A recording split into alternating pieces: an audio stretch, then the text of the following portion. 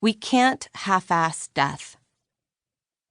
Every nature, every modeled form, every creature exists in and with each other. Mary 2:2. I was up in the middle of the night several years ago, scrolling through the internet like it had secrets to reveal to me.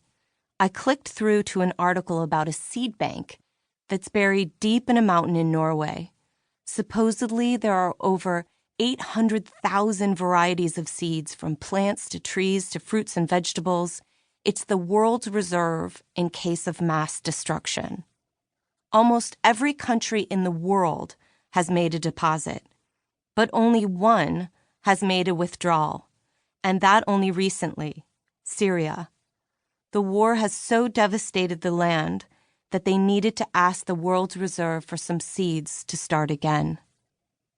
It fascinated and horrified me at the same time that a seed bank in case of world destruction would be needed, that we need to have a backup plan to safeguard ourselves against what we've forgotten, how dependent we are on each other and the planet. But I also imagined walking through row after row of all those seeds, the magnitude of all that potential. That mountain vault might as well be holding bars of gold. Seeds are the precursor to currency. They are the original coin. And it felt inescapably hopeful that I had stumbled upon this scary and interesting fact.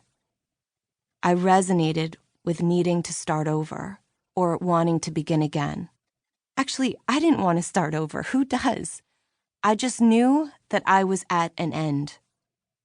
Every nature, every modeled form, every creature exists in and with each other.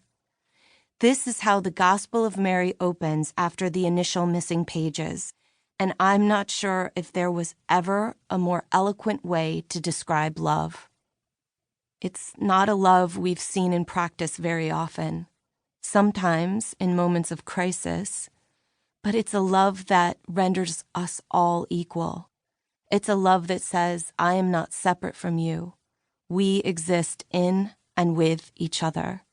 It's a love that reaches everything and everyone.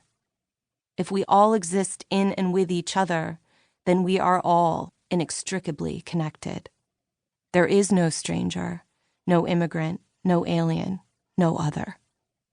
I was realizing as I was wide awake yet again at 3 a.m. that being fiercely independent only gets us so far.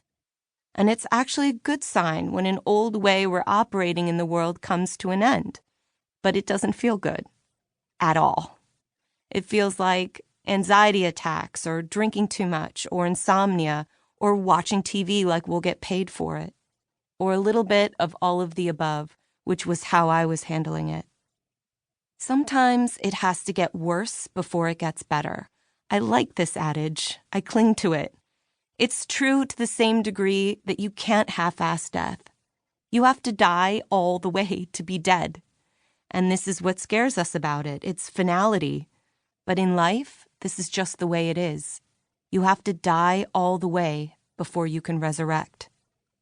So for me, when things got worse, when I was moving every other year to afford rent, until I found myself isolated out in the woods, which felt like the wilderness after city living in tiny apartments for most of my life, the fourth move with my little man, my 7-year-old son, and I was awake night after night, because being alone in a house unsettled an old trauma from dormant to a palpable terror.